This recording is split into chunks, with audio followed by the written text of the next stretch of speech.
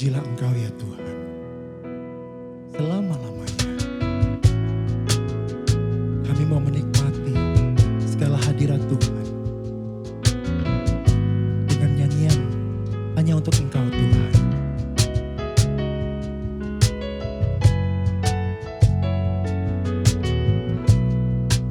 Saat terindah dalam hadirat-Mu,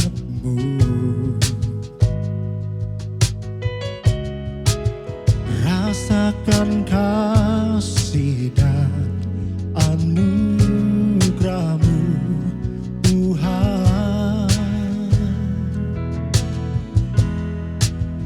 mengalir memenuhiku. Itu yang selalu ku rindu, memuji menyembah-Mu, oh Tuhan.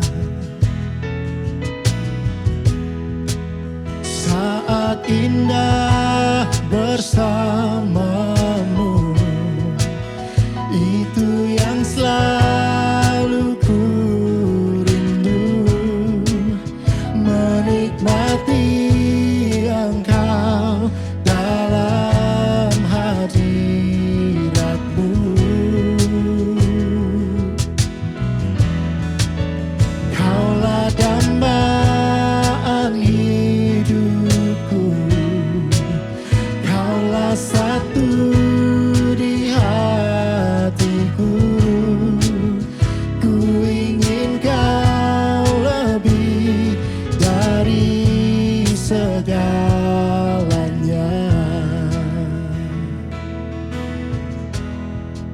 Saat terindah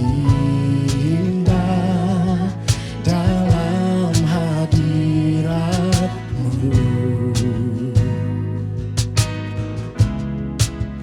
rasakan kasih dan anugerah-Mu Tuhan,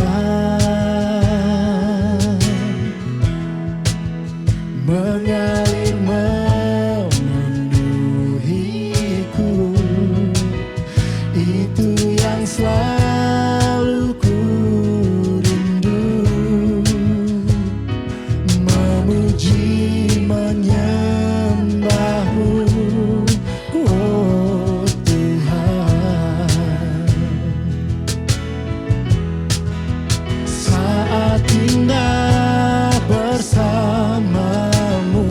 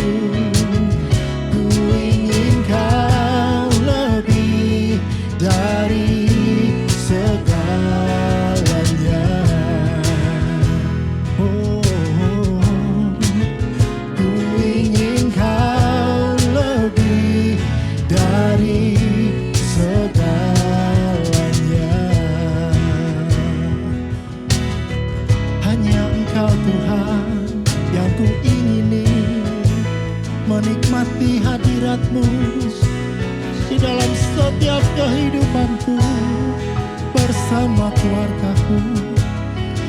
Haleluya.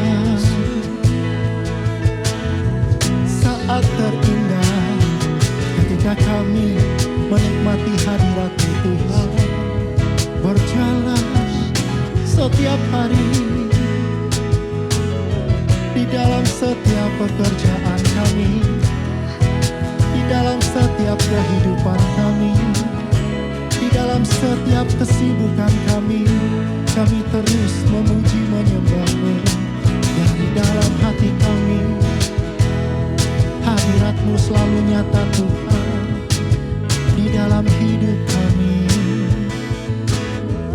Terima kasih Tuhan. Kami hanya mau menikmati hadirat-Mu Tuhan. Haleluya. Oh, haleluya. Oh, bersama-Mu bersama-Mu Bapa, ku lewati semua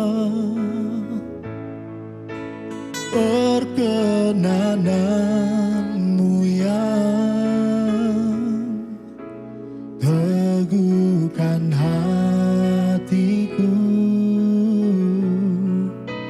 Engkau yang bertindak, memberi pertolongan, anugerah-Mu besar melimpah bagiku. Bersama-Mu Bapa,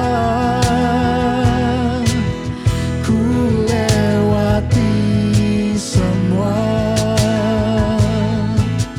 perkenanan-Mu yang teguhkan hatiku. Engkau yang bertindak, memberi pertolongan, anugerah-Mu besar melimpah bagiku. Anugerah-Mu besar Tuhan, anugerah-Mu besar melimpah bagiku. Anugerah-Mu besar Bapa, anugerah-Mu besar melimpah bagiku. Anugerah-Mu besar Tuhan, yang selalu ku dapatkan. Terima kasih Tuhan, sungguh besar anugerah-Mu Tuhan.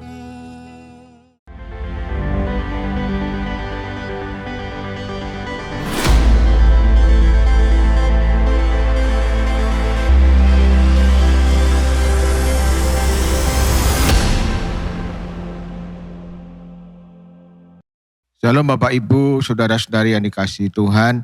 Senang bisa berjumpa kembali dalam ibadah online GKPP Masa Depan Cerah Surabaya. Walaupun ibadah yang kita lakukan secara online, saya meyakini Tuhan bisa bekerja dan menjamah setiap kita.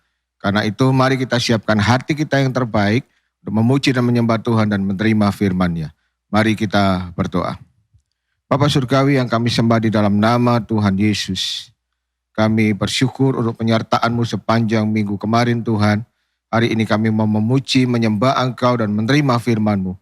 Mari Engkau jamah setiap kami, urapi setiap kami Tuhan. Urapi hamba-Mu menyampaikan firman-Mu, urapi juga setiap pelayan mimbar. Kami sungguh berdoa Tuhan, biar apa yang kami lakukan, ibadah yang kami lakukan pada hari ini, seperti dupa yang harum naik ke surga dan menyenangkan hati-Mu. Terima kasih Tuhan. Jamah setiap kami Tuhan Yesus. Kami rindu dan kami haus akan Engkau. Di dalam nama Tuhan Yesus kami berdoa. Amin. Selamat hari Minggu, Jemaat MDC. Saya percaya sukacita Tuhan telah hadir bersama-sama dengan kita. Karena sukacita Tuhan adalah kekuatan bagi setiap kita. Haleluya. Bersama-sama kita tepuk tangan. Katakan. Dalammu ku temukan sukacita. Dunia takkan sanggup untuk berikan. Segala bebanku pun digantikan. Samaku ada di dalammu. Kaulah sukacita, pengharapan dan kehidupan. Kau beri kekuatan. Haleluya, bersukacita selamanya. Kami membawa sukacitamu Tuhan. Katakan kau ada mendampingi. Kau ada mendampingi setiap langkahku. Berikan kekuatan, berikan kekuatan dengan rohmu. Amin.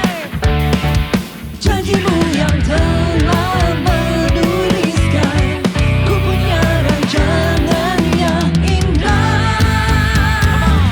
Kaulah sukacita, pengharapan dan kehidupan. Kau beri kekuatan. Haleluya. Katakan haleluya. Kaulah sukacita, pengharapan dan kehidupan. Kau beri kekuatan. Haleluya, bersukacita selamanya. Biarlah sukacita Tuhan saat ini hadir di tengah-tengah kami.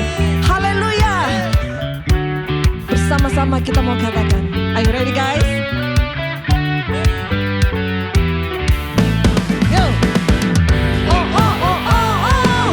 Oh oh oh oh oh.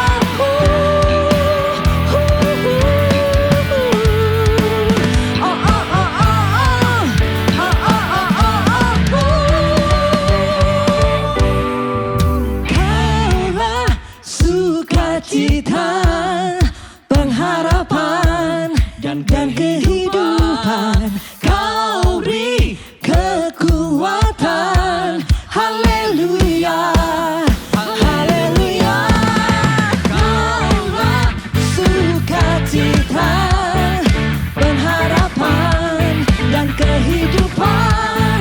Kau beri kekuatan. Haleluya. Haleluya. Kaulah sukacita, pengharapan dan kehidupan. Kau beri kekuatan. Haleluya, bersukacita. Haleluya, bersukacita selamanya. Haleluya. Haleluya. Haleluya, haleluya. Engkaulah sumber sukacita kami Tuhan. Hanya di dalam Engkau sumber sukacita dan kekuatan kami. Sebab Engkau Allah yang besar. Kami kagum akan kasih-Mu Tuhan. Yes Lord.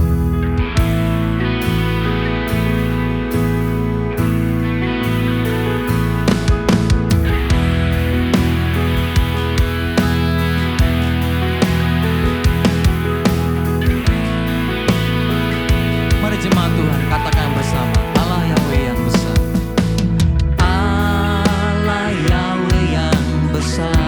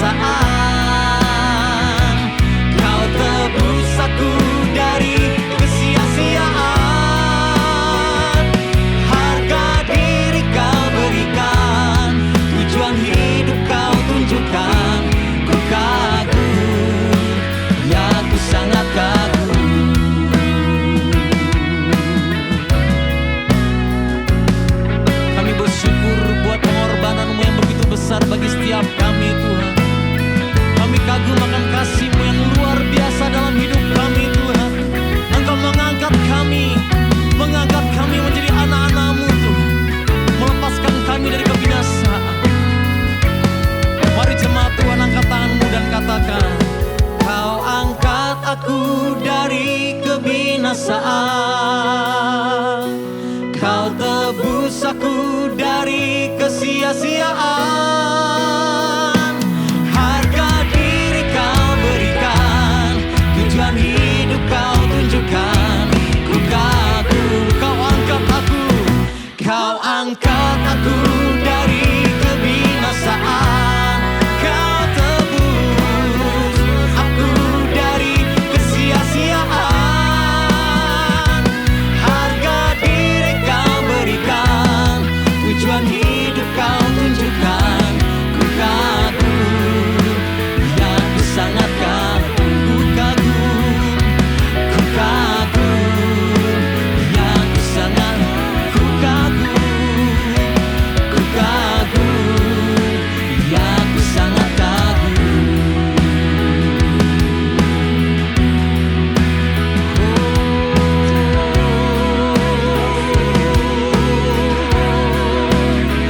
Kami naikkan syukur buat kasih setiamu Tuhan, Allah Yahweh yang besar.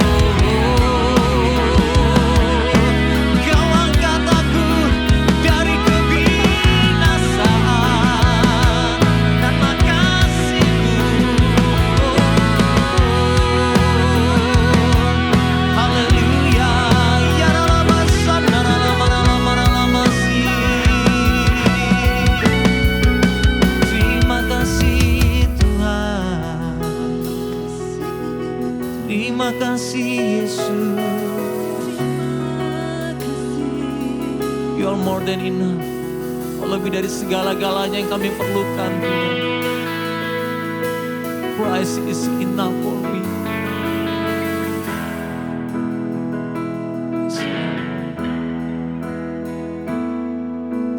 Christ is enough for me. Christ is enough for me. Everything I need is in you. Everything Christ is enough for me. Christ is enough for me. Christ is enough for me. Everything I need is in you. Everything I need, Christ is enough.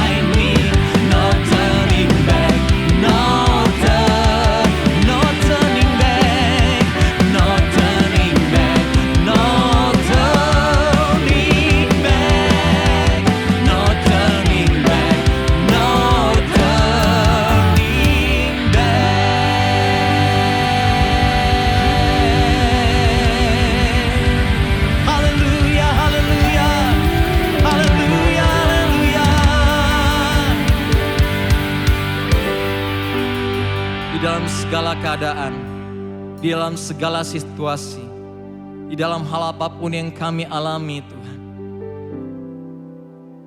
Kami mau tetap memutuskan mengikut Engkau. Apapun yang terjadi, I have decided to follow Jesus. I have decided to follow Jesus. I have decided to follow Jesus. Saat ini, hari ini, dimanapun kami berada, yang menyaksikan ibadah online ini, yang bersama-sama beribadah ibadah online ini, kami memutuskan mengikut Engkau sampai akhir hidup kami Tuhan. Terima kasih ya Tuhan. Biarlah bukan karena segala hal kebaikan yang kami terima, kami memutuskan untuk mengikut Engkau.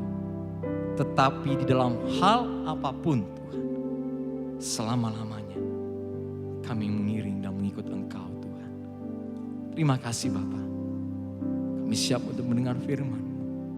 Kau berbicara di tengah kami.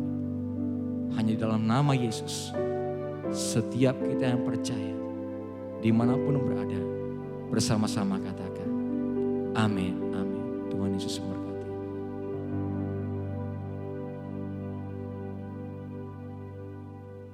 Shalom, mari kita bersama-sama berdoa sekali lagi dan kita akan siap untuk mendengarkan sabda Tuhan. Tuhan terima kasih hari ini kami diberi kesempatan untuk kembali ditaburi kebenaran firman-Mu. Berdoa dimanapun berada saat ini roh Allah bekerja menggemburkan setiap tanah hati sehingga firman-Mu berbicara dengan jelas. Di dalam nama Tuhan Yesus Kristus Engkau yang mengurapi kebenaran firman-Mu ya Tuhan, karena firman-Mu itu hidup dan berkuasa. Terpuji nama-Mu. Dalam nama Tuhan Yesus kami siap dengar firman Tuhan. Amin. Amin. Bapak Ibu, ada masa-masa dalam hidup ini harusnya kita bisa bersukacita, bergembira. Tapi entah kenapa tiba-tiba kita bisa diingatkan tentang pengalaman-pengalaman yang menyedihkan, tentang tragedi-tragedi, dan kadang-kadang kita mengikuti hal itu sehingga kita pun menjadi depresi. Dan banyak orang tidak banyak yang bisa menghandle pada waktu depresi, pikiran-pikiran yang menyedihkan, melelahkan, kekecewaan, dan banyak orang tidak bisa menghandlenya. Dan kita akan lihat dalam bagian firman Tuhan, kitab Mazmur pasal 42, lebih tepatnya Mazmur 42 dan Mazmur 43, ditulis dalam waktu bersamaan. Dalam konteksnya kalau kita melihat penulisan Mazmur 42, 43 dalam konteks di mana Raja Daud dikejar oleh anaknya sendiri yaitu Absalom. Absalom kudeta, menggulingkan, merebut kerajaan tahta bapaknya dan Daud melarikan diri. Daud bukan hanya kehilangan keluarganya, kehilangan posisinya, kehilangan kerajaannya, nanti kita akan lihat bersama-sama kondisi kehilangan itu. Dan dalam pelarian pada waktu Daud melarikan diri dengan beberapa orang-orang yang dia percaya, ada satu gambaran tipikal, yaitu biasanya setan lakukan hal itu. Semakin kita mengalami kesedihan, biasanya setan akan semakin menyerang kita. Sebabnya saya beri tema khotbah pada saat ini adalah When You Under Attack. Ketika engkau berada di bawah serangan. Dan di kitab 2 Samuel saya akan bacakan sebelum nanti Bapak Ibu kita semua membuka kitab Mazmur pasal 42. Jadi bisa kalau bawa Alkitab bisa dibatasi. Saya akan membacakan 2 Samuel pasal yang ke-16. Ada seorang yang bernama Simei. Pada waktu Daud melarikan diri, nah Simei ini kata-katanya itulah kata-kata tipikal si pendakwa, tipikal setan yang seringkali justru membuat kita semakin down. 2 Samuel 16 ayat 7 berkata begini. Beginilah perkataan Simei pada waktu ia mengutuk. Enyahlah engkau penumpah darah orang Dursila yang mengata-ngatai Daud. Nyah engkau penumpah darah. Engkau ini Dursila. Orang Dursila itu artinya orang yang gak ada guna, gak berguna. Tuhan telah membalas kepadamu segala darah keluarga Saul yang engkau gantikan menjadi raja. Tuhan telah menyerahkan kedudukan raja kepada anakmu Absalom. Sesungguhnya engkau sekarang dirundung malang karena engkau seorang penumpah darah. Ayat 13.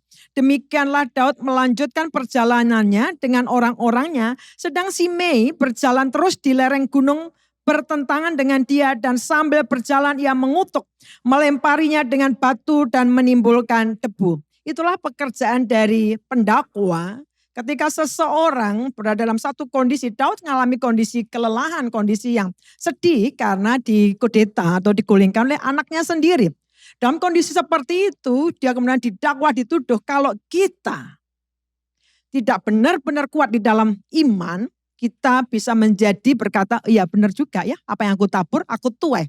Sementara kalau kita ngerti benar-benar tentang kebenaran firman Tuhan, kita akan lihat bersama-sama bagaimana Daud ini menuliskan kehidupannya.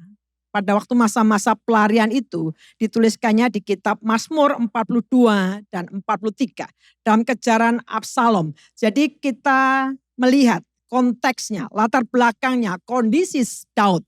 Kondisi yang betul-betul grief atau berduka. Lagi bergumul, dia kehilangan segalanya. Dan kondisi situlah dia menuliskan. Kalau kita ingat ada lagu bukan? Seperti rusa rindu sungaimu. Ditulis di tahun 1984, penulis lagu ini adalah Marty Nystrom. Saya tidak akan mengupas behind the song-nya. Tetapi saya akan memberikan gambaran tentang kata-kata di kitab Mazmur pasal 42 ini. Saya akan bacakan begini. Seperti rusa yang merindukan sungai berair, demikianlah jiwaku merindukan Engkau ya Allah. Jiwaku haus kepada Allah yang hidup. Bilakah aku boleh datang melihat Engkau? Air mataku menjadi makananku siang dan malam, karena sepanjang hari orang berkata kepadaku, di mana Allahmu? Saya akan memberikan sebuah latar belakang memahami bagian ini.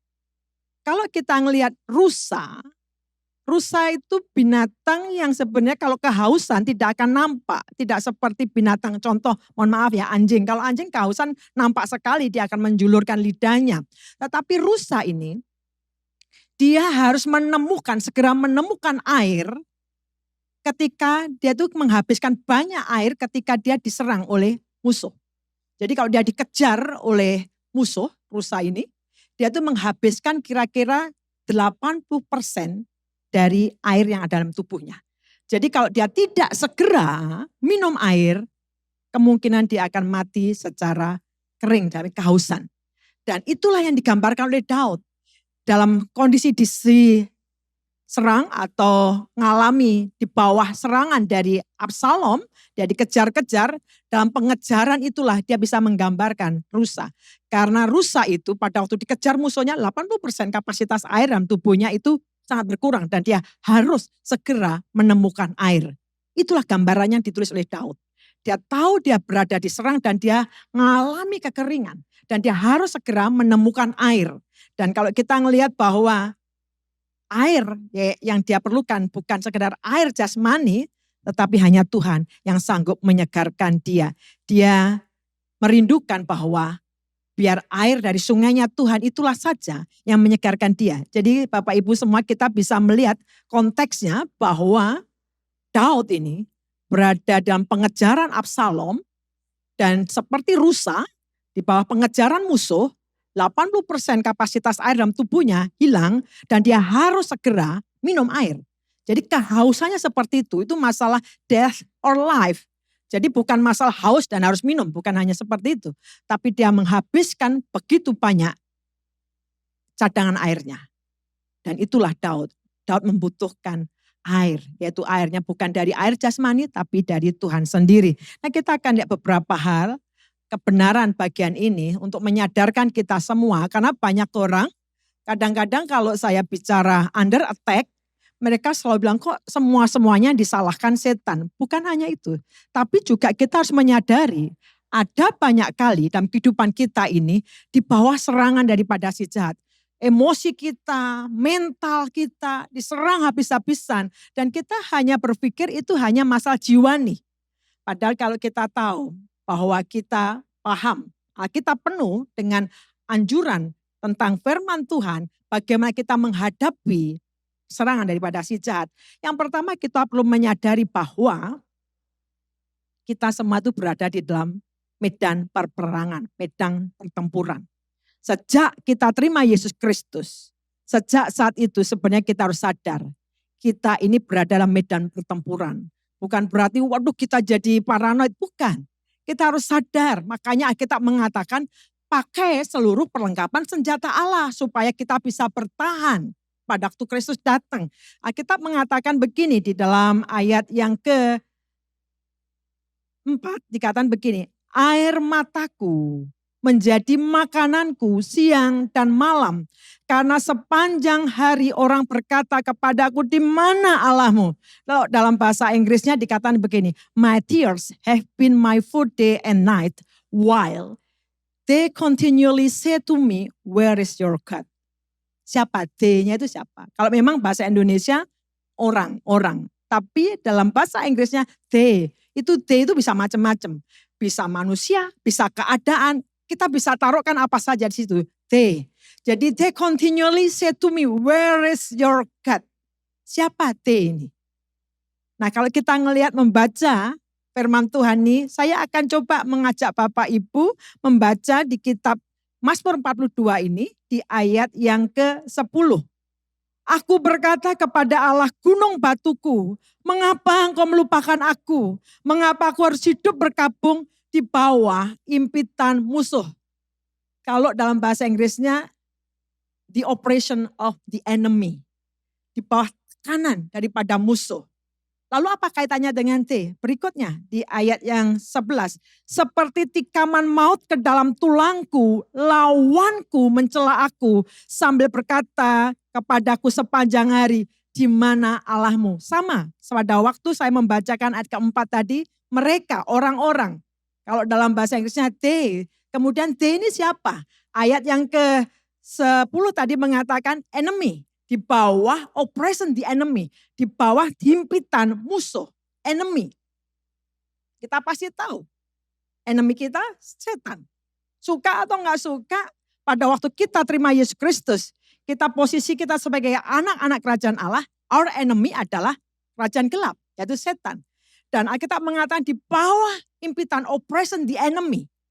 Kemudian dikatakan di ayat 11, mereka ini, enemy ini, they say to me all day long, they, yaitu mereka menjelaskan dari ayat yang keempat tadi, they say to me all day long, where is your God? Di mana Allahmu? Bukankah itu yang hari-hari ini terjadi? Where is your God? Kamu sudah melayani Tuhan luar biasa. Kamu sudah mengabdi pada Tuhan luar biasa. Kamu seperti mengorbankan segala-galanya untuk Tuhan luar biasa. Tapi kamu harus kehilangan keluargamu. Kamu harus kehilangan orang yang kamu kasih. Kamu harus kehilangan kesehatanmu. Bahkan kehilangan pekerjaan. Where is God? Dan itu setan kemudian terus mengopres atau menekan. Dengan kemudian mengatakan hal itu. Mana Allahmu? Mana? Siang dan malam, kata Alkitab, they say to me all day long. Terus menerus. Itu sebabnya banyak orang tidak menyadari ketika dia under attack, kalau dia tidak bisa memaintain dengan baik, enggak jarang. Banyak orang akhirnya kecewa dengan Tuhan, meninggalkan Tuhan. Where is God? Di mana Allah? Hari-hari bukankah itu yang sering kali kita katakan? Di mana Tuhan? Aku sudah melayani sungguh-sungguh. Aku sudah melakukan ini dan itu.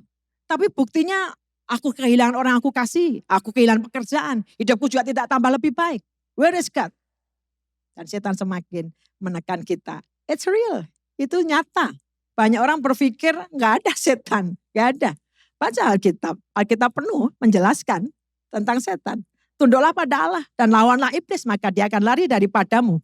Banyak hal-hal yang mengupas tentang setan. Banyak. Bukan kita ngagung-ngagungkan. Kita tidak ignore, kita tidak, kemudian gak ada setan. It's real, nyata. Dan kadang-kadang memang saya tidak semua saya sama ratakan, ini serangan setan. Banyak kali orang bertanya, ini gini-gini. Saya tidak selalu berkata, oh ini serangan setan. Tidak, tapi sometimes, somehow, kita tahu seseorang itu under attack, di bawah serangan. Dan orang itu tidak menyadari bahwa emosinya, ngalami breakdown, dia ngalami serangan dan semakin kecewa, semakin bertanya-tanya mana Tuhan, buktinya mana aku sudah begini dan begitu, enggak ada. Dan kalau kita ngelihat, dan banyak kali orang Kristen tertipu. Karena setan memang penipu. Dan pencuri, pembunuh, pembinasa. Bapa dari pendusta. Dia paling pandai menunjukkan bukti-bukti. Sehingga kita jadi percaya. Salah satu bagian di Alkitab, kalau Bapak Ibu membaca dalam kitab Kejadian, kisahnya Yusuf. Pada waktu Yusuf ini, jubahnya diambil oleh saudara-saudaranya. Yusuf dimasukkan dalam sumur. Kemudian jubahnya ini dilumuri oleh darah binatang. Terus bukti ini dibawa ke Yakub, yaitu papanya. Dan anak-anaknya bilang begini, ini aku menemukan apakah ini jubah anakmu Yusuf? Saudara-saudara Yusuf tidak berkata anakmu mati diterkam binatang buas, tidak. Cuma memberikan evidence, bukti. Ini loh jubah yang berlumuran darah, apakah benar ini jubah anakmu Yusuf? Yakub lah yang menyimpulkan. Ketika lihat evidence itu, bukti itu, Yakub berkata begini, benar anakku telah mati diterkam binatang buas. Yakub yang menyimpulkan, bukan saudara-saudaranya. Inilah cara kerja setan, selalu memberikan evidence, memberikan paling jago, memberikan bukti dalam artian untuk menghancurkan kita. Mana suamimu itu cinta Tuhan mengasihi kamu, lihat tuh, lihat suamimu ini loh buktinya kayak begini, kamu butuh suamimu tetap pegang handphone, tidak pedulikan kamu, lihat ini. Setan akan berupaya menunjukkan bukti-bukti supaya kita ini kalau lihat begitu, wah ya benar, suamiku gak takut Tuhan. Dan banyak kali hari-hari rumah tangga hancur hanya gara-gara quote and quote kayak evidence dan kita menyimpulkan tanpa harus datang pada Tuhan. Yakub lah menyimpulkan. Saudara-saudara tidak menyimpulkan, dia cuma berikan evidence, bukti ini loh, ada jubah berlumuran darah, benarkah ini jubah putramu, Yusuf? Yakub yang menyimpulkan. Dan kita perlu belajar bagaimana menghardik roh jahat. Ada kalanya kita tahu bahwa dalam kondisi kita ini seperti atmosfer. Kita sebenarnya ngerti atmosfer ya, atmosfer seringkali kok berat sekali atmosfer. Dan bagaimana kita change di atmosfer. Bagaimana kita mengucap syukur pada Tuhan, kemudian memperkatakan, karena kita berkata kalau kita mengusir setan demi nama Yesus, kerajaan Allah hadir. Ada beberapa hal yang kita perlu tahu ketika kita berada di bawah serangan. When you under attack, ada beberapa hal yang kita bisa lihat dari bagian firman Tuhan ini. Dikatakan di ayat yang ke-5,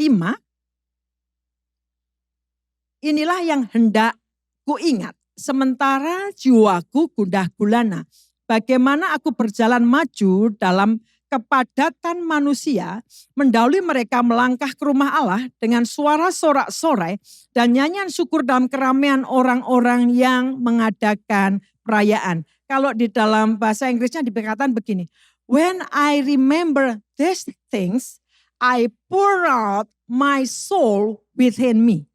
I pour out my soul within me. Jadi Daud ini di tengah-tengah kondisi alami kehilangan segala-galanya, kehilangan kerajaannya, kehilangan keluarganya, posisinya karena dikejar oleh Absalom. Di bagian ayat yang ke-5 ini dikatakan, kalau bahasa Inggrisnya ayat 4, I pour out my soul within me. Pada waktu kita di bawah serangan, berhentilah mendengarkan perkataan diri sendiri. Bukan berarti kita tidak bisa mengutarakan our feeling, perasaan kita. Bukan kita menjadi orang yang diam aja, tidak usah mengatakan feeling kita. Nah seringkali kalau saya mengcounseling pasangan yang menikah, memang perempuan sama pria itu kan desain beda. Kalau perempuan tuh dari sananya itu sudah built in, bisa mengekspresikan. Tidak masalah dia orang introvert atau apapun, sebenarnya dia ada kecenderungan untuk bisa menceritakan. Beda sekali dengan pria. Banyak kali para istri bilang gini, suamiku tuh gak pernah mau cerita Khalid. Kalau ada masalah dia pikirin sendiri, dia diam sendiri, dia stres sendiri. Terus saya bilang, terus tujuanmu apa? Ya supaya dia cerita ke saya, supaya saya itu bisa membantu. Terus saya bilang, belum tentu loh kami bisa membantu. Justru bisa-bisa kamu ngerepoti. Kok bisa? Ya misalnya contoh nih suamimu itu memikirkan ada masalah di pekerjaannya. Dia tahu masalah itu rumit. Kalaupun toh diceritakan ke kamu, dia sendiri sebenarnya harus menceritakan banyak hal. Dan kamu diceritain pun belum tentu kamu bisa memberikan solusi. Ya paling tidak kan berbagi stresnya, belum tentu. Ya kalau kamu bisa nanggung stresnya. Kalau ternyata kamu diceritai dan ternyata kamu tambah stres, kamu nambah masalah. Nah, kita para istri, saya istri, jadi kita perlu mengerti bagaimana kita berkomunikasi dengan pasangan kita. Tidak selalu suami kita itu harus menceritakan semuanya. Kita berpikir seolah-olah kita bisa nolong. Jangan-jangan kita justru menambah stresnya pasangan kita. Nah, kita mengatakan begini, I pour out my soul within me. Pada waktu kita under attack, di dalam serangan, kita perlu kenali dulu. Kita perlu mengenali. Yang pertama, Bapak Ibu dengan saya, kita semua perlu mengenali apakah kita ini under attack. Itu kita perlu mengenali. Dan yang kedua, kalau kita dalam posisi seperti itu, berhentilah mendengarkan dirimu sendiri. Kadang-kadang feeling itu bisa di-exaggerate. Bisa oh ya memang aku begini, memang suamiku, atau memang gereja, atau memang Tuhan. Jadi seringkali meng-exaggerate our feeling. Bukan berarti kita nggak bisa bercerita feeling kita, tetapi in right way. Di dalam cara yang benar. Dan itu nggak mudah. Lebih baik berhenti untuk mendengarkan diri kita sendiri. Alkitab mengatakan pada waktu Daud ini berada dalam kondisi seperti itu, dia harus berhenti mendengarkan kata-katanya. Nah, banyak kali kita ngelihat bagaimana orang depresi bisa menguatkan orang depresi, nggak mungkin. Orang depresi nggak bisa menguatkan orang depresi, dan kita perlu Roh Kudus. Kalau orang depresi, kumpul dengan orang depresi, bukan tambah baik, tambah masalahnya tambah ruwet. Kita perlu mendengarkan Roh Kudus, kita perlu mendengarkan orang lain. Dalam artian, Bapak Ibu, kalau saya sedang kondisi seperti itu, yang saya lakukan adalah saya banyak diem dan saya muter lagu. Kadang-kadang saya nyanyi pun gak sanggup. Walaupun saya bisa main gitar dikit-dikit, tapi saya gak sanggup. Biasanya saya akan puter lagu, sekarang itu kan teknologi menolong. Di situ saya mulai nangis. Saya mulai banyak kali justru sebaiknya pada waktu depresi jangan terlalu banyak mengumbar depresi itu. Jadi lebih baik berhenti untuk mendengarkan diri kita. Jangan terus banyak menceritakan feeling kita. Kadang-kadang pada waktu depresi, feeling kita itu rata-rata nanti ketika kita sehat ya, tidak depresi lagi. Kita akhirnya nyesel kenapa aku dulu cerita seperti itu. Dan kemudian dari bagian ini kita melihat setelah kita berhenti untuk mendengarkan perkataan diri sendiri. Nah sekarang kita belajar untuk berbicara kepada diri kita. Self-talking. Jadi yang tadi kan berhenti, jangan dengerin apa yang kan soul, jiwa. Jiwa itu ada pikiran, ada kehendak, ada emosi. Jadi ada kehendak, pikiran, emosi ada di situ, di jiwa kita. Nah kita harus berhenti mendengarkan itu. Karena jiwa itu atau feeling juga itu kadang-kadang bisa menipu. Jadi lebih baik pada waktu depresi jangan terlalu mendengarkan itu. Tapi lebih baik dengerin pujian, pengagungan. Tapi kemudian selanjutnya mulailah berkata-kata kepada dirimu sendiri. Lalu siapa yang berkata-kata? Jadi gini kan, kalau manusia itu kalau kata Rasul Paulus ada trikotomi, roh, jiwa, dan tubuh. Izinkan rohmu itulah yang mengatasi jiwa kita, berbicara pada jiwa kita. Kita ngelihat bagian ayat yang ke-6. Dikatakan begini, mengapa engkau tertekan, hei jiwaku?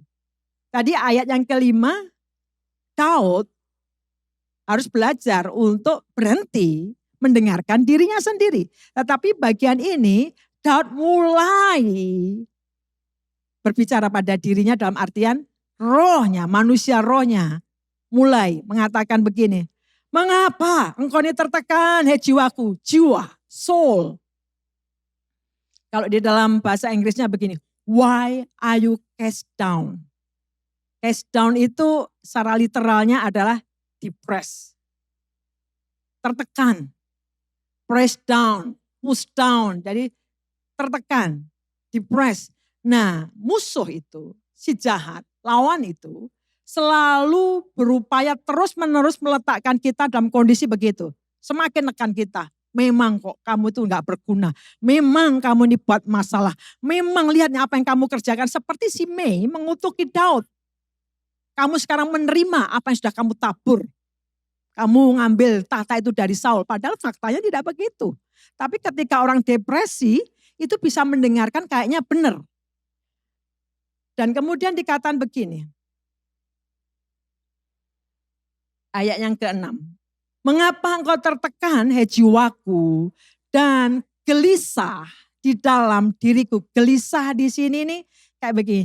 Disquieted itu, quiet itu kan berarti tenang kan. Kalau disquieted itu berarti tidak tenang. Atau gelisah, bahasa Indonesia bagus sekali, gelisah. Atau seperti restless. Seperti kepingin, ada suara-suara kepingin gitu ya. Disquieted. Kata Alkitab, kenapa kamu itu kok groaning gitu. Jadi kamu kok kayak begitu gitu. Kata Alkitab mengatakan begini. Berharaplah kepada Allah. Sebab aku akan bersyukur lagi kepadanya. Penolongku dan Allahku.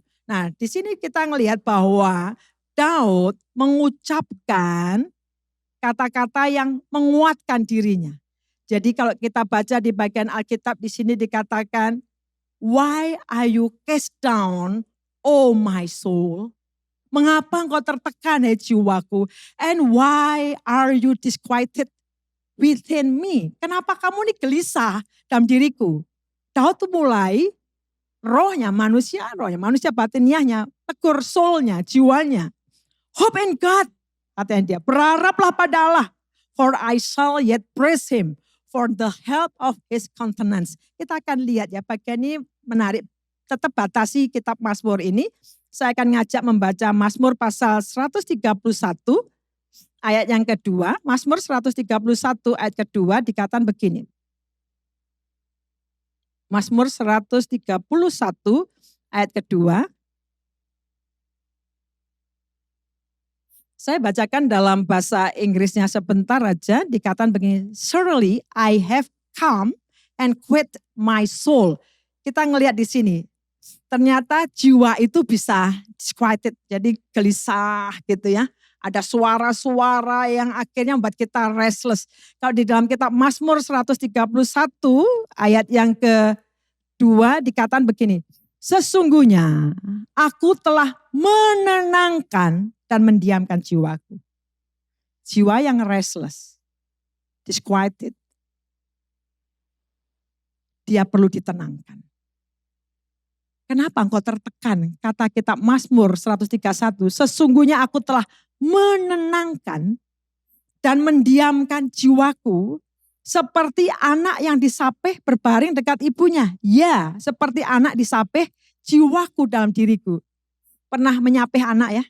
Kalau anak pertama kali disapih kan begitu ya. Ribut sekali. Kepingin dia berada dengan dekat mamanya. Kita mengatakan seperti itulah jiwa. Kalau dalam kondisi restless dan perlu untuk ditenangkan dan diamkan. Membaca kitab Mazmur ini bagus sekali. Nah Daud ini berbicara encouragement. Meneguhkan pada dirinya sendiri. Tadi dia dia sudah berhenti untuk mendengarkan kata-kata feelingnya. Feeling jangan di-exaggerate. Dalam kondisi khususnya under attack. Jangan dibesar-besarkan. Perlu berhenti dulu, stop dulu. Tetapi pada waktunya kemudian bertindak untuk mulai memperkatakan the word of God, kebenaran firman Allah kepada jiwa kita. Dan Daud ini menguatkan dirinya sendiri. Dan di sini ada prinsip rohani di dalamnya. Bagaimana kita menenangkan dan mendiamkan jiwa kita. Kita perlu menenangkan jiwa kita. Jadi pada waktu kita under attack dalam peperangan, kita perlu berkata pada jiwa kita, berhenti, stop, jangan ngomel. Nah itu yang seringkali kadang-kadang saya luput. Suami saya yang kadang-kadang melakukan itu. Misal dalam mobil gitu ya, saya ngomong A, B, C, Z, kemudian suami saya bilang, stop it, berhenti. Jangan diucapin lagi. Karena semakin saya ngucapin, itu pasti hal-hal yang salah-salah akan keluar semua. Karena itu tadi, karena soulnya, jiwanya tertekan. Sehingga mending untuk berhenti dan mulai memperkatakan pada diri kita adalah kebenaran firman Tuhan. Dan kemudian bagian yang terakhir yaitu Mazmur 42 tadi, kita kembali ke Mazmur 42 ayat yang ke-6. Dikatakan begini, mengapa engkau tertekan, hai jiwaku, dan gelisah di dalam diriku, berharaplah kepada Allah, sebab aku akan bersyukur lagi kepadanya, penolongku dan Allahku. Bapak Ibu, saya akan berikan satu pemandangan, dalam artian begini, Daud bukan hanya kehilangan kerajaannya, tetapi Daud kehilangan kesempatan untuk masuk ke bait Allah. Karena dia harus melarikan diri. Kita tahu Daud memang seorang gembala pada awalnya, tetapi dia skillful main harpanya. Sehingga pada waktu dia dipanggil oleh Saul, karena Saul kerasukan roh jahat, setiap kali Daud bermain, harpanya, roh jahatnya keluar. Daud ini seorang penyembah, benar-benar seorang penyembah. Dia memuji, dia suka berada dalam the presence of God, dia suka berada dalam hadirat Tuhan. Dan kali ini, dia harus melarikan diri, artinya juga dia harus literal secara fisik, dia menjauh dari bait Allah yang ada secara fisik. Di mana tempat di mana dia memuji menyembah Tuhan. Dan dia harus mengambil keputusan. Even though, walaupun aku sekarang berada di tempat yang jauh dari bait Allah itu, tetapi harus memutuskan untuk tetap masuk dalam the presence of God. Walaupun kondisi kita mungkin dalam kondisi berada dalam tantangan, serangan, tapi engkau harus memutuskan, kita harus memutuskan, aku harus masuk mendesak. Seperti karena di dalam ayat sebelumnya, Daud itu mengingat bagaimana dia mendesak maju di antara kerumunan orang ingin masuk dalam bait Allah.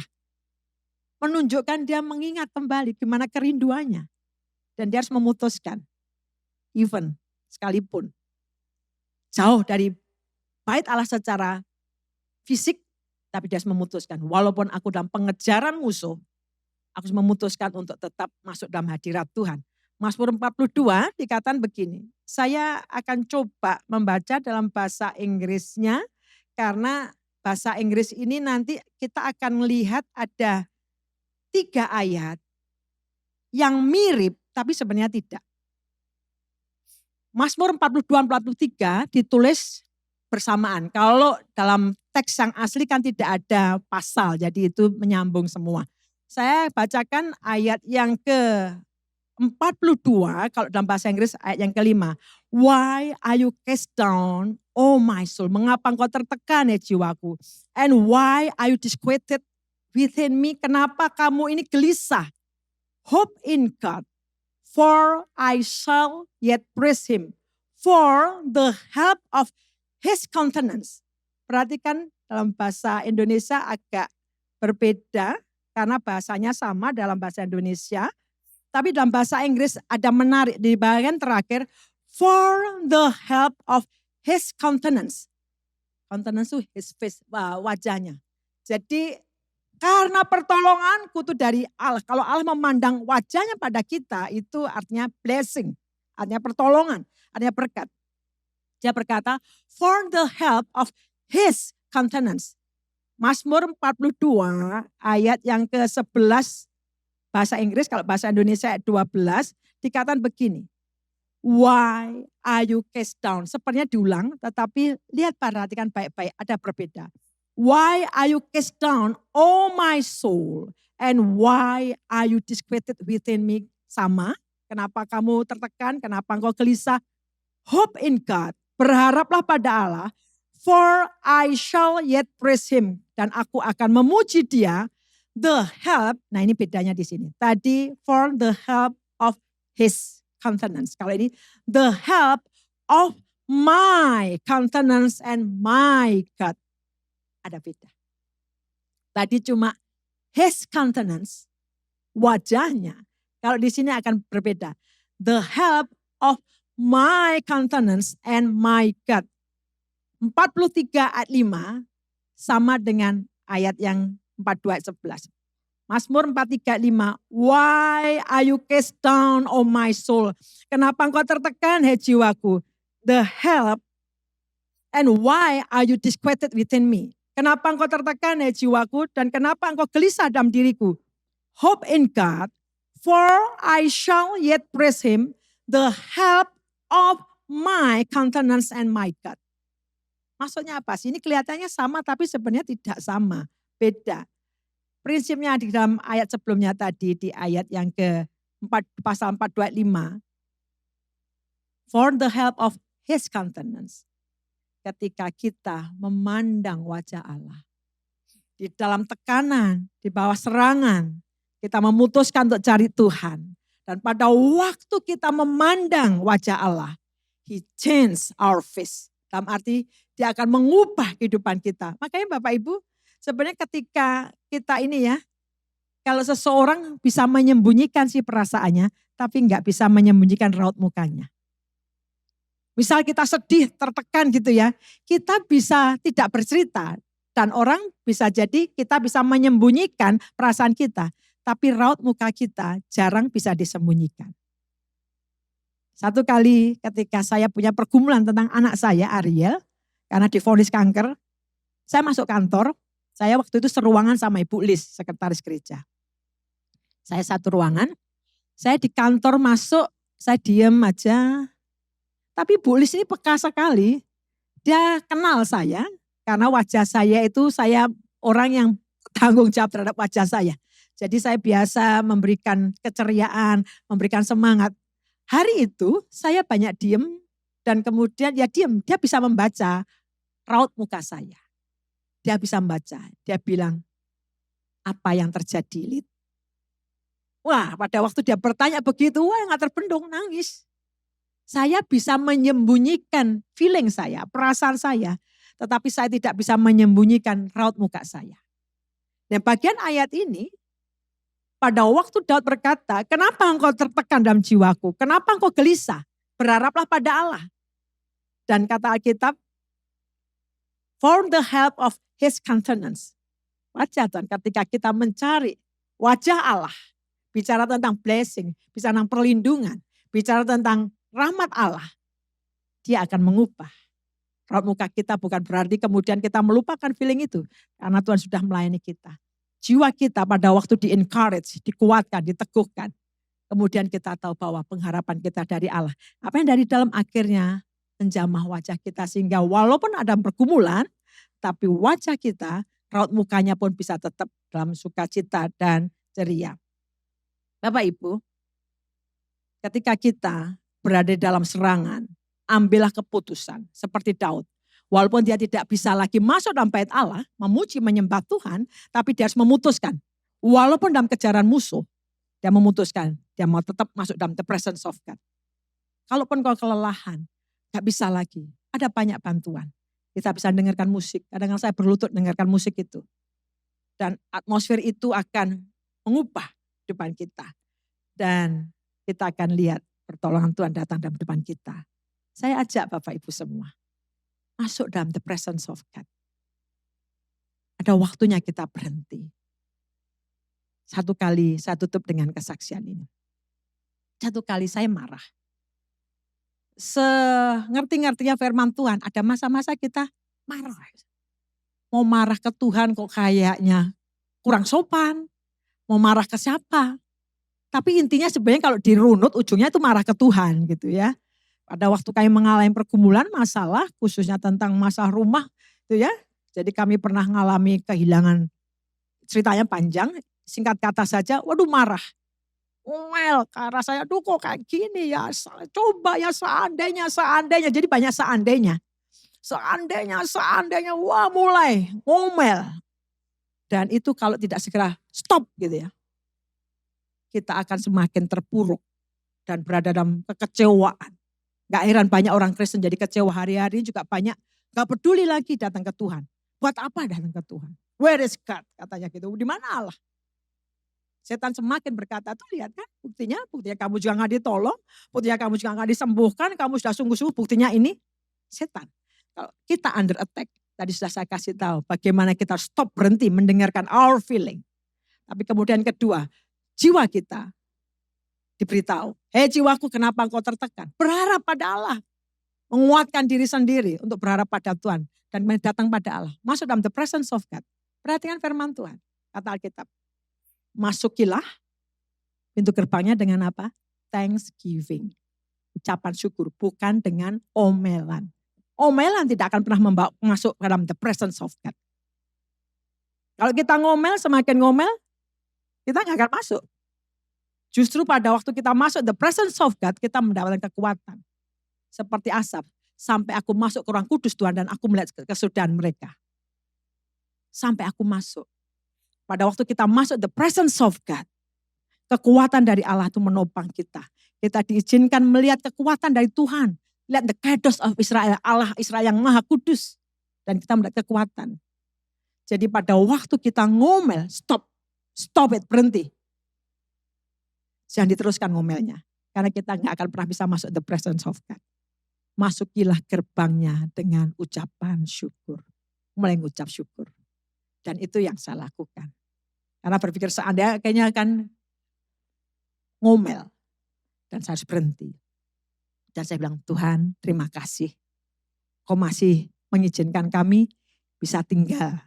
Kami tidak kemah gitu maksudnya. Bisa ucap syukur Tuhan kau masih beri kesehatan. Ya awal ngucap syukurnya ya susah. Tapi kan harus belajar. Ucap syukur Tuhan terima kasih. Pada waktu kita start bilang thank you God. Thank you. Itu bisa change the atmosphere. Pada waktu kita thank you. Lama-lama akan thank you-nya menjadi thank you yang tulus. Terima kasih yang tulus. Bukan lagi terpaksa. Kita memasuki pintu gerbangnya. The presence of God. Dengan thanksgiving. Ada banyak yang bisa diucapin syukur. Terima kasih Tuhan. Dan pada waktu bisa mengucap syukur. Mulai kita bisa melihat dalam perspektif yang tepat sesuai Allah ingin kita melihatnya. Sehingga kita tidak lagi ngomel-ngomel. Kiranya firman Tuhan ini meneguhkan kita semua. When you under attack. Perhatikan Mazmur 42 ini. Belajar dari Daud. Pada waktu dia mengalami serangan. Daripada anaknya. Dan dia harus dikutuki oleh Simei. Dia menggambarkan dirinya seperti rusa. Rusa kehausan itu bukan karena dia haus. Tapi sebenarnya karena ketika dia dikejar oleh musuh. Dia lari dengan cepat. Itu menghabiskan 80% kapasitas airnya. Dan dia harus segera minum. Kehausan seperti itulah. Jadi Bapak Ibu dengan saya kalau kita under attack. Kau tahu kemana kau harus mendapatkan air. Inilah air kehidupan. Firman Allah. Selalu benar, selalu tepat. Datangi firman Tuhan. Dan firman Tuhan itu akan menyegarkan jiwa kita. Tuhan memberkati, mari kita berdoa bersama-sama. Tuhan yang baik, terima kasih untuk hari ini. Bapak Ibu dimanapun kau ada. Ambil waktu sejenak. Kau bisa tutup mata, dalam kesibukanmu kau bisa berhenti. Apakah sekarang ini kau sedang mengalami seperti yang dialami oleh Daud, walaupun tidak mengalami sama seperti Daud. Tapi kau di bawah tekanan, kau di bawah banyak hal membuat jiwamu gelisah. Dan kau mulai marah, dan kau mulai bertanya di mana Tuhan. Aku sudah melakukan semua tapi di mana Tuhan. Dan kau mulai mendengarkan itu. Tapi pagi hari ini, siang hari ini, malam hari ini, saat ini. Mari kita belajar untuk sungguh-sungguh datang pada Tuhan. Masuk kepada the presence of God. Dan izinkan kekuatannya menopang kita. Tuhan, Engkau lawat setiap kami dimanapun kami ada saat ini. Roh Kudus, Engkaulah penghibur. Engkau menguatkan, meneguhkan setiap kami. Kami mendesak diri kami, menguatkan diri kami. Dan kami mau lebih memegang kebenaran firman Tuhan di atas segalanya. Terima kasih Bapa, terpuji namamu. Dalam nama Tuhan Yesus kami berdoa ucap syukur. Amin, amin. Tuhan memberkati. Allah Yahweh yang besar, aku kagum akan kasih-Mu. Allah Yahweh yang benar, aku kagum kemurahan-Mu.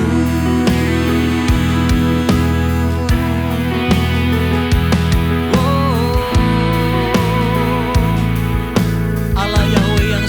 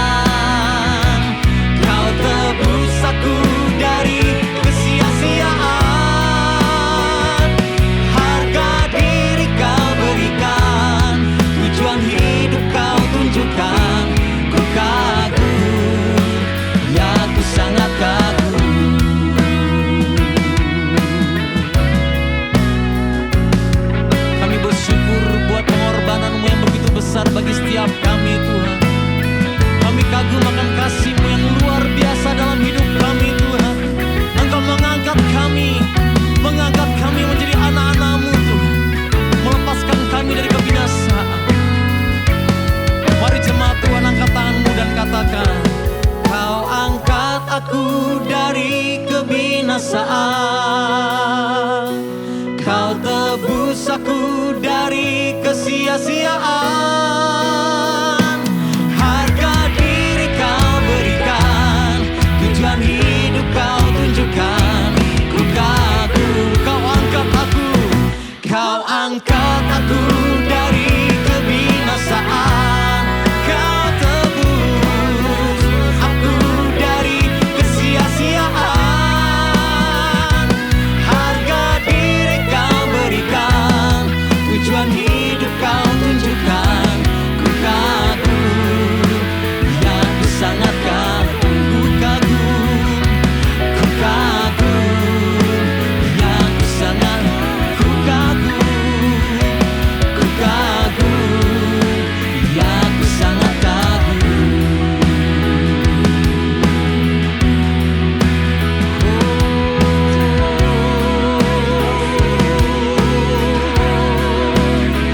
Kami naikkan syukur buat kasih setiamu Tuhan, Allah Yahweh yang besar.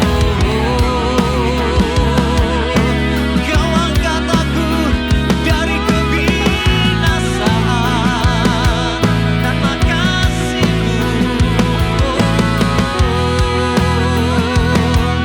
Haleluya, ya ralabasan, naralamanalamanalamasih. Terima kasih Tuhan. Bapak Ibu, saya meyakini setelah mendengar firman Tuhan pasti kita akan dikuatkan dan disegarkan. Karena itu mari kita berdoa sungguh-sungguh supaya kita bukan hanya menjadi pendengar firman, tetapi kita menjadi pelaku-pelaku firman. Biar minggu yang akan datang menjadi minggu yang penuh dengan kemenangan, minggu yang penuh dengan mujizat, karena kita taat kepada firman Tuhan. Sekali lagi mari kita berdoa dan bersyukur kepada Tuhan. Tuhan, sekali lagi kami bersyukur untuk setiap firman yang kami dengar pada hari ini. Tuhan, kami mau menjadi pelaku-pelaku firman, bukan hanya menjadi pendengar firman. Berkati setiap kami, berkati setiap jemaat-Mu dimanapun mereka berada. Tuhan, Kau Allah yang menjamah, Kau Allah yang bekerja, yang sakit Tuhan jamah, Tuhan sembuhkan, yang sedang dalam pergumulan, dalam kesesakan Kau memberikan kelegaan Tuhan. Tuhan, aku berdoa biar ada mujizat, ada kuasa Tuhan nyata dalam kehidupan kami. Minggu yang akan datang merupakan minggu yang penuh dengan kemenangan, minggu yang penuh dengan mujizat. Karena Engkau Allah yang bekerja, Roh Kudus, Engkau Allah yang memimpin kehidupan kami, Engkau Allah yang menjamah kami, membuka jalan. Setiap pintu-pintu yang tertutup terbuka di dalam nama Tuhan Yesus. Terima kasih, jemaat dan kasih Tuhan. Biarlah berkat Tuhan, kasih karunia dari Allah Bapa boleh berlimpah-limpah dalam hidupmu. Cinta kasih Tuhan Yesus Engkau alami setiap hari. Dan penyertaan pimpinan Roh Kudus boleh nyata atas hidup kita semua mulai hari ini sampai selama-lamanya. Percayalah bahwa Tuhan tidak pernah meninggalkan kita. Tuhan Yesus memberkati. Amin. Saat terindah dalam hadirat-Mu,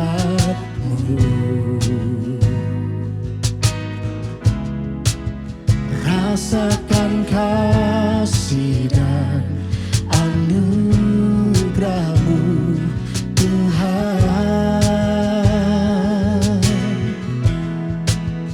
mengalir memenuhiku.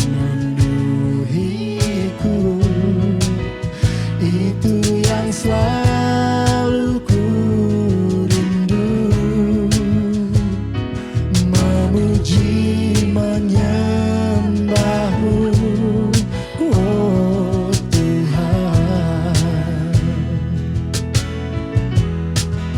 Saat indah bersama-Mu, itu yang selalu ku rindu, menikmati Engkau dalam hadirat-Mu.